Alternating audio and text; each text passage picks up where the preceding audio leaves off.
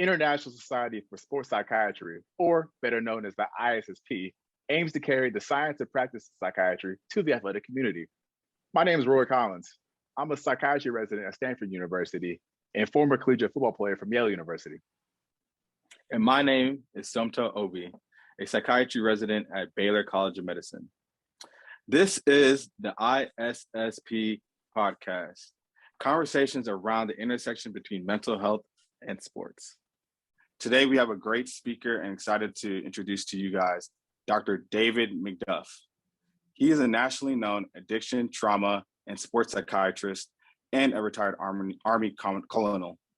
He holds faculty appointments at the University of Maryland School of Medicine in Baltimore. He's also a longtime sports psychiatrist and mental preparation trainer for the Baltimore Orioles, Baltimore Ravens, and Indianapolis Colts. He has worked with high schoolers to Olympians, and he's been helping these athletes in sports such as track, hockey, golf, windsurfing, and tennis, just to name a few. He is a true definition of an academic. He's had 100 lectures or more at national and international conferences. He's also published 70 plus journal articles, book reviews, and journal reviews. Also, make sure to check out his book, Sports Psychiatry, Strategies for Life, Balance, and Peak Performance. So thank you, Dr. McDuff, for your time. And we're just gonna ask you a few questions to get to know you, see how everything's going. Thanks for inviting me.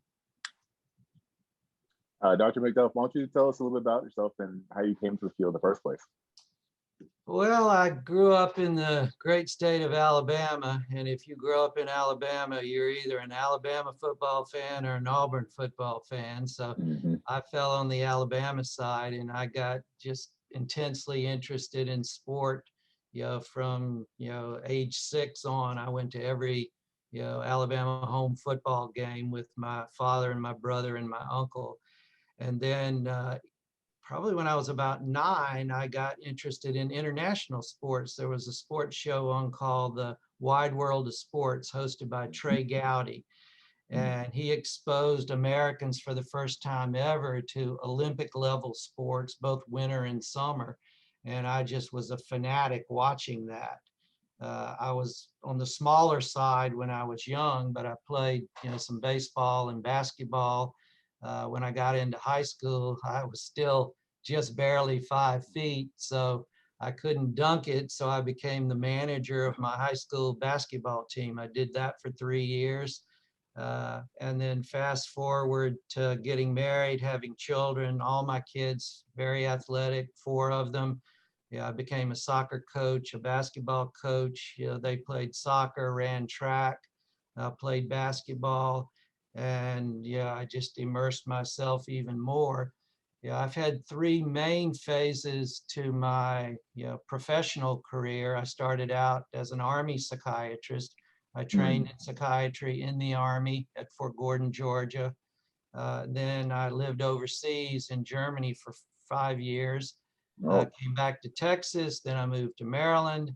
And then I left active duty to join the faculty at University of Maryland School of Medicine, which began the second phase of my career, which was as an academic addiction psychiatrist. And then in 1996, I began the third phase of my career as a sports psychiatrist. In the same year, I suddenly found myself working for the Baltimore Ravens. That year, they had moved from Cleveland. The Browns relocated to Baltimore, and the owner, Art Modell, interestingly at that time required that the sports medicine group have an addiction psychiatrist. Nobody understood why he put that in there, but the backstory is pretty interesting. He had a reputation of being a player's owner. And he supported players who struggled at different times in their life, especially, young men who got into difficulty with substances. And he created what was called the Inner Circle, which was group therapy every week in the training facility, with guys who had, fallen off other teams because they got in trouble with alcohol or other drugs. And he said, I'm going to sign you because you're a talented player, but you got to agree to go to this group. And he hired a psychiatrist and a psychologist to run that group. That eventually became the league substance abuse program. And so he put that in there because he was serious about substance, prevention.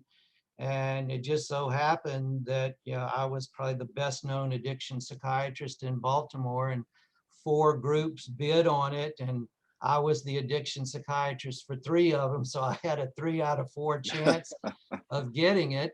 And then with the Orioles, when I started there in the same year, their facility, the new stadium, came to close to the medical school. They moved in '93, and our emergency medicine department started staffing the games for medical emergencies. And they found out that the Orioles needed, a team assistance program, and we put in a bid and got it. So I literally started at the pro level, and then the next year I went to the collegiate level, and then the year after that I went to the high school level.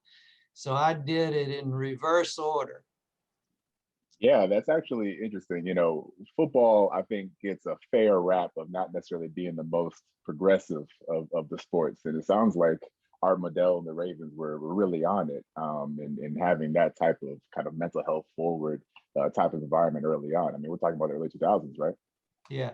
What was maybe most interesting is I took a military, psychiatry model into sports, and that background in the military. I have, experience as a commander of a psychiatric unit in combat. I've deployed all around the world with special missions, when I was stationed in Germany. And there's an approach in military psychiatry that follows an acronym called PIES, P-I-E-S, proximity. So you bring mental health resources right to where people are. Immediacy, you make the services available to them as soon as a problem surfaces, not weeks or months later after it gets complicated. Immediacy and simplicity. And so I started going to the training facility of the Ravens and into the clubhouse with the Orioles. And in those early years, everyone told me, you can't go to the clubhouse, you can't go to the training facility, players won't talk to you, they'll be suspicious that you're an agent of the general manager or the head coach, and they won't talk to you. I said, I think they'll talk to me, because I'd already had from my military experiences the personality style to be able to just walk up to someone and say, hey, where are you from? What position do you play? What do you like about the sport? And we just, start to chat. And over the years, it became more and more accepted that the best model was to be on site, to offer your services for free, and to get to know the players, build trust in the relationships. And I've been so gratified to see that both the NBA and the NFL, one in 2018, one in 2019, now require teams to have mental health professionals go into their training facilities. That's so interesting. Not only does football kind of model itself after the military, but in my own personal experience, my own journey to psychiatry, one of the factors that was really relatable to me was having a chance to be at the VA actually, and seeing like a intensive inpatient trauma service, and sort of being around these guys that had experienced significant trauma when they were abroad, and just finding myself in the situation being like, well, I've actually sort of been in something just like this, and it reminded me of being in the locker room of my collegiate football locker room actually. And so I really kind of found that kind of bridge of attitude between the military and what I experienced in sports. So it makes perfect sense to me that you were able to kind of use that mindset and kind of relate to those guys. Yeah. Just, if you take the parallels between a military unit training for not a game, but for combat, and compare that to a team training, for a Sunday game, in football, there's so many parallels, and I felt, almost instantly comfortable. And that combined with being a sports fanatic my whole life. I was a distance runner myself. When I couldn't compete on the basketball court. I decided to run like Forrest Gump. Yeah, I ran for about, 45 years, usually 25 to 35 miles a week, until my body started saying, slow down and let's, go hiking instead of running. Yeah.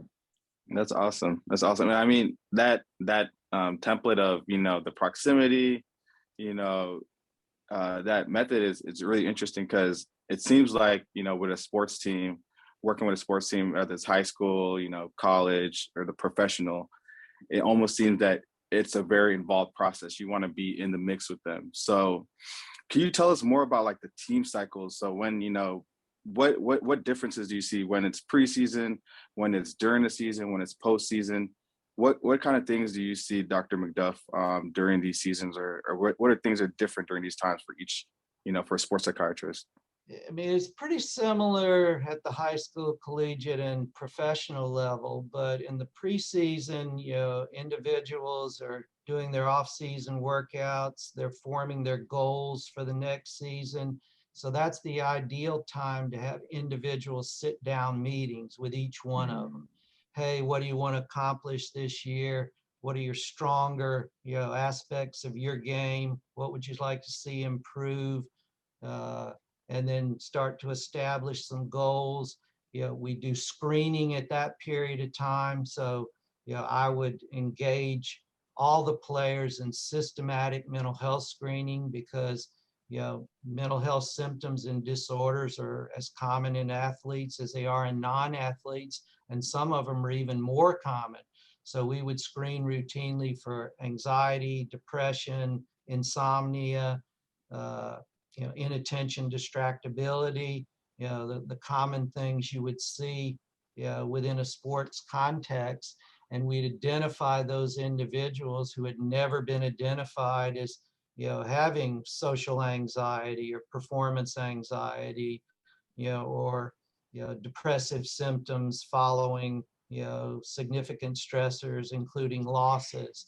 And then that would prepare us to move into the season. And we would both work on the performance side. I mean, I along with another woman that I worked with in the early years with the Orioles, we kind of taught ourselves, mental skills and learned how to teach them to players. We were fortunate enough to be mentored by an icon in sports psychology, Harvey Dorfman, who wrote a very famous book called The Mental Game of Baseball. It's just a classic, book written over 20 years ago. And he actually developed a role for himself, both with the Oakland Athletics and with Tampa Bay Rays. And with the Rays, he was actually a coach on the bench in a uniform. And he taught mental skills systematically, with all the players all through the cycles of the season. My experience was that, athletes, especially at the collegiate and professional level, they're more likely to talk with you about mental preparation to improve their performance than they would about something that's worrying them or troubling them. But if you could start out with a conversation of, let's talk about some mental skills that might, up your consistency, then you might just wander off into, other things that might be bothering them that they never would have mentioned. By being in the facility, what we discovered is what we would track the success of our program with was utilization rate. That is, well, how many players actually, come up to you and engage with you either on the performance side or on, the stress and distress side, or, psychiatric symptoms and disorder side.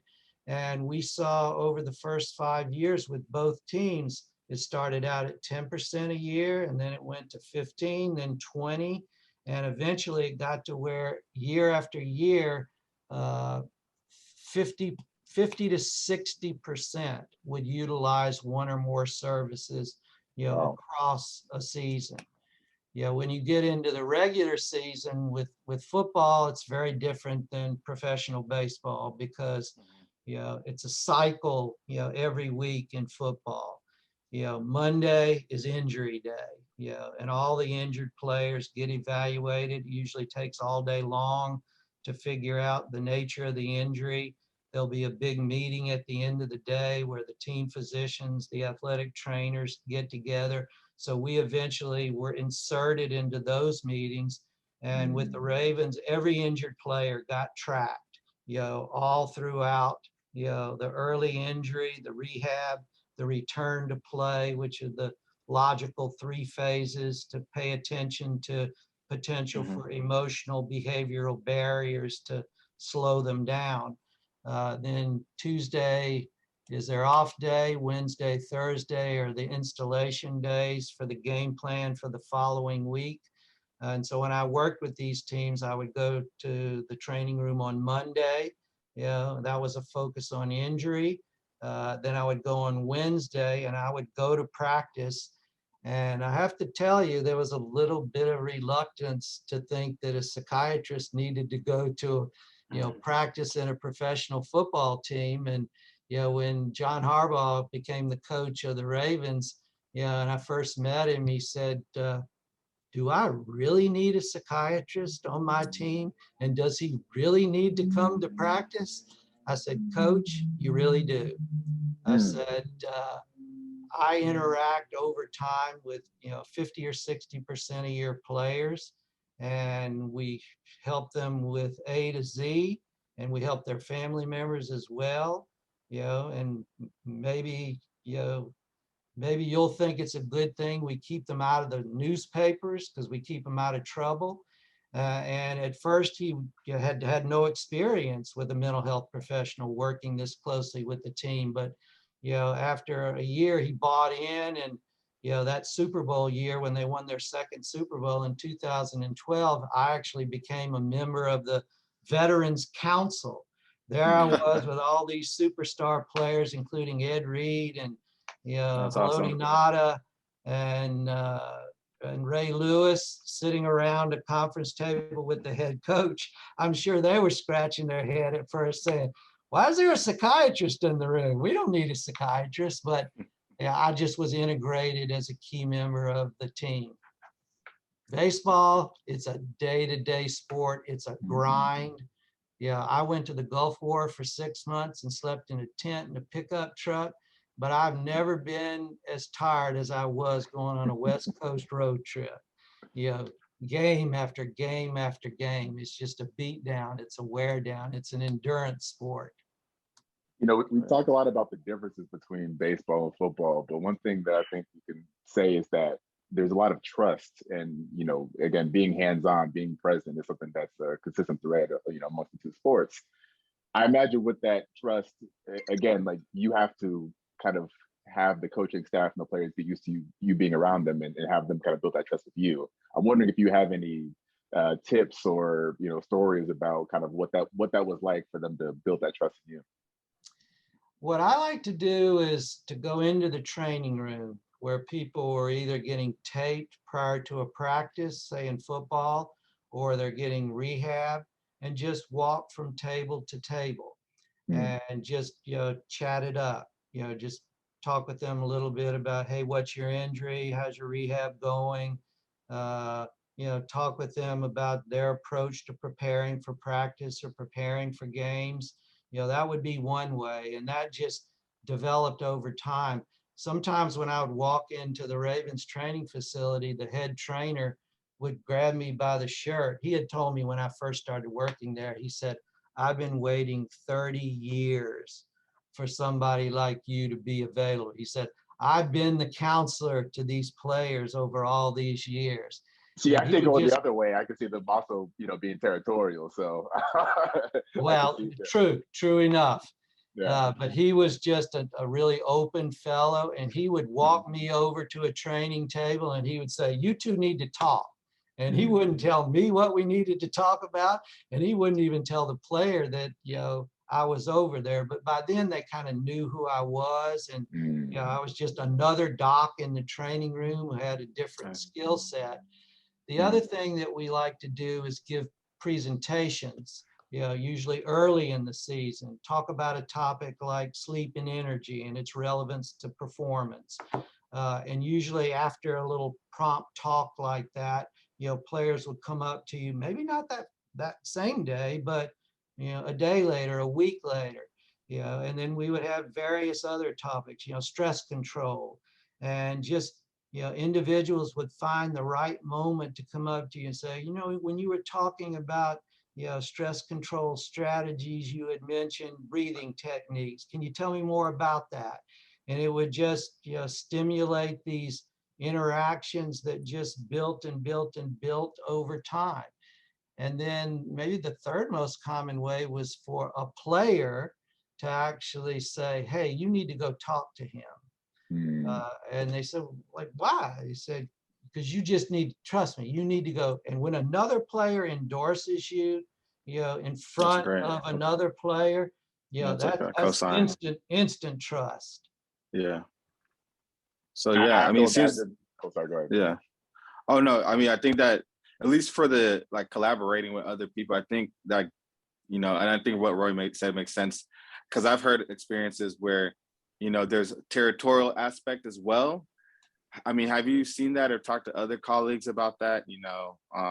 When you're dealing with, athletic trainers, owners, the business office, general managers, is it all, supportive and, collaborative aspect, or is there some aspect where there's a little mistrust and, difficulties? It's very mixed among coaching staff. Some coaches staff are kind of old school, you need to just grind this out, not show emotion.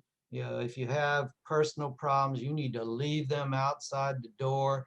And then there are others who understand more of the whole person concept. And you tend to go, gravitate toward the ones who are more receptive to, introducing, in football and in baseball, the position coaches are the key, and, I'd often, start by going and introducing myself. I think it helped that I had a military background, because people they understand that. And I'd say I come from a military background. I've had a lot of experience interacting directly with commanders, the equivalent of the head coach, and the leaders within a unit. I know about developing team cohesion, and elevating performance of teammates. Yeah, exactly. And so you keep working over time. If you have some that are more skeptical, you just keep working with it, because invariably something will happen in their life that's difficult. And that's when they might turn in their perspective. Hey, can I talk with you? And this would be somebody that you would never think would endorse, mental health services being available right in their building. And I'd say, sure. And we'd close the door. In fact, I had one coach in front of the head coach. He could tell that some of the other the position coaches were skeptical. And I was asked a question, why do you need to be here? Kind of in a nasty way. And he raised his hand. He said, I'll tell you why. He said, for 2 months, my wife told me, you need to go see Dr. McDuff. And he said, I know who he is. I know who he is. He's in the training room all the time. He's always talking to the players and the other coaches. I'll go see him. I'll go see him. He said, I pass by him every Wednesday when he's in the training room. So she kept reminding him. He said, yeah, I'm going to go. I'm going to go. So finally, he came to my office and he closed the door and he said, sat down. He said, we need to talk. And he just opened up, and he was struggling with his relationship with his dad. His dad was dying of cancer. They had, broken apart many years ago, and he was really upset about the whole thing. And we just chatted for an hour. He just sort of told me his story and opened up his emotions. And then he was telling the other coaches. Then he stood up and walked out. He said, I'll be back tomorrow. And there he comes back again tomorrow. And he said, he looked around that room. He said, I want to tell every one of you, I needed that. That's exactly what I needed to do. And he said, I made some calls after that. I repaired my relationship with my dad. I was fist pumping under the table. Because when you get an endorsement like that, Oh yeah. you're going to get a buy-in spread Yes, across sir. a Yes, room sir. of skeptical persons. Oh yeah. Yeah. You could, if you could convert one, you could convert all. I believe Yeah. that. That's Yeah. awesome.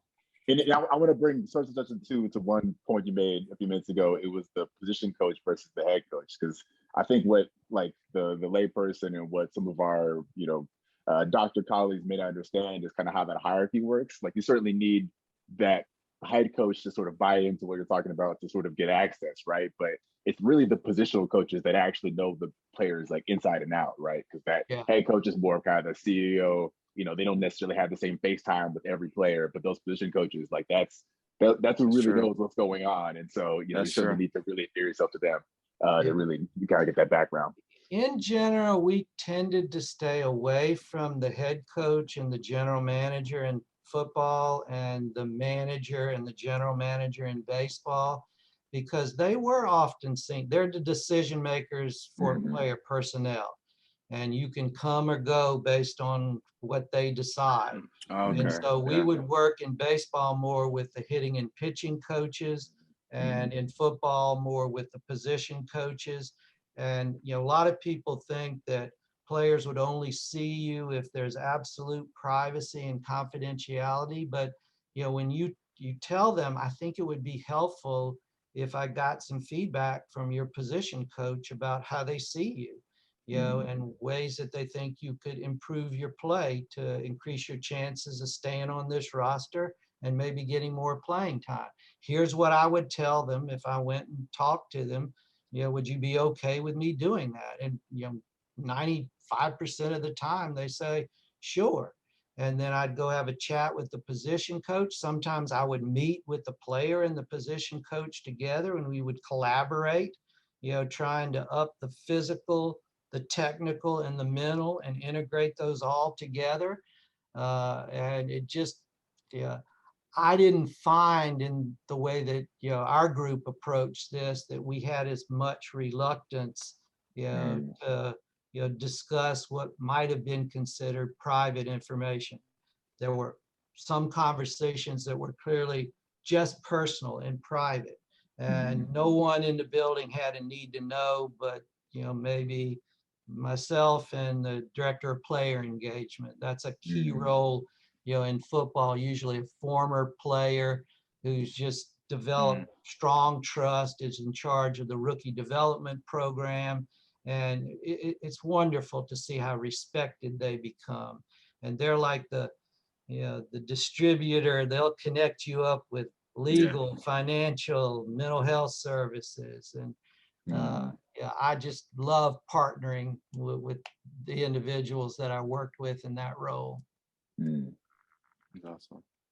Yeah, I think another question we had was, I guess this kind of goes more in it could be a good question for like athletes wanting to, get into recruiting and they're, getting scouted, and also, for scouts, probably have this question, some of the journals and articles you talked about, athletic personality makeup, looking into that it factor, success factors, things that, might have more resilient players versus, other personality types.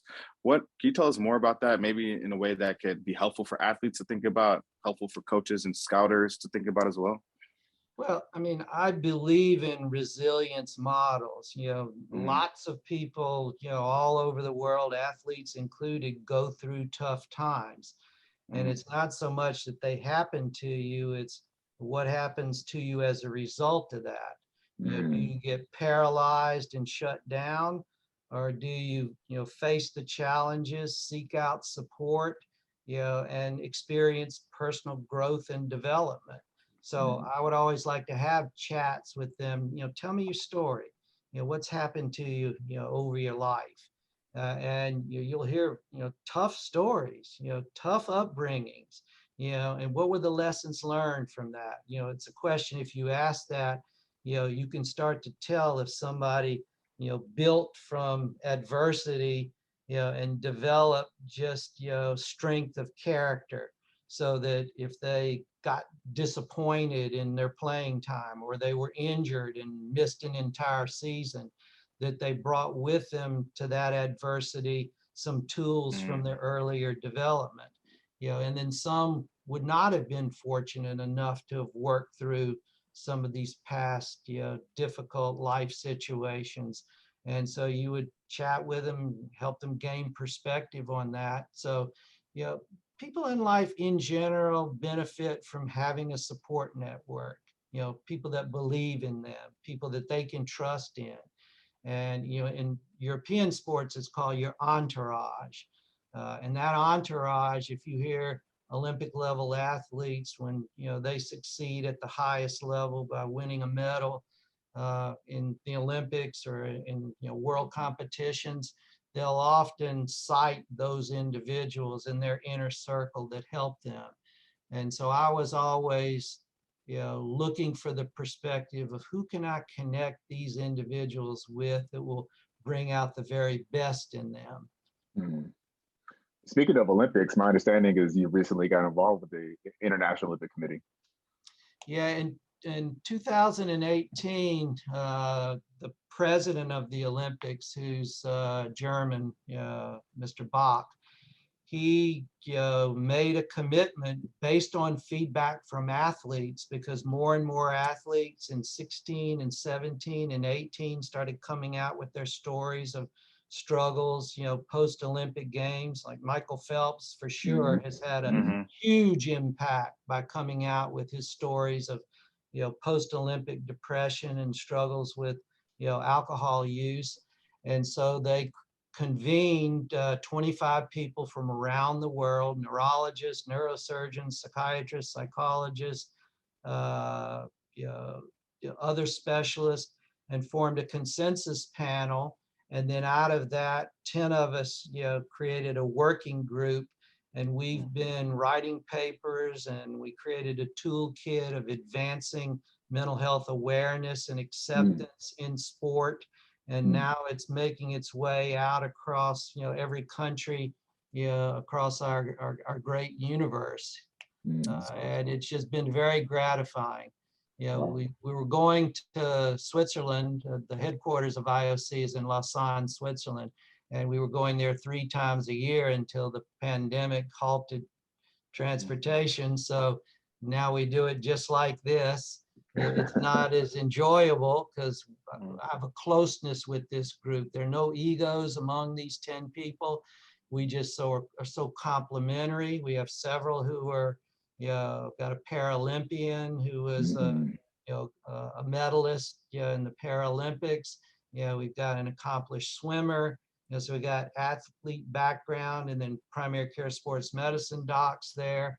And we go and we work and we, create things that are advancing the expansion of mental health care to elite athletes.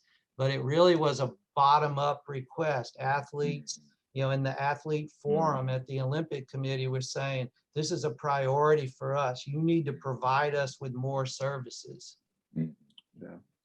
Awesome. Just to wrap things up, we want to just thank you again, Dr. McDuff, for speaking with us.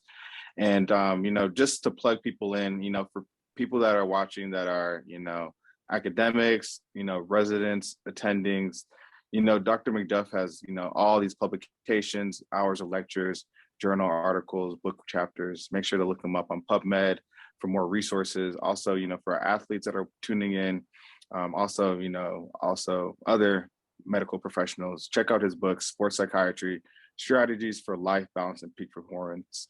Thank you again for checking in with us today.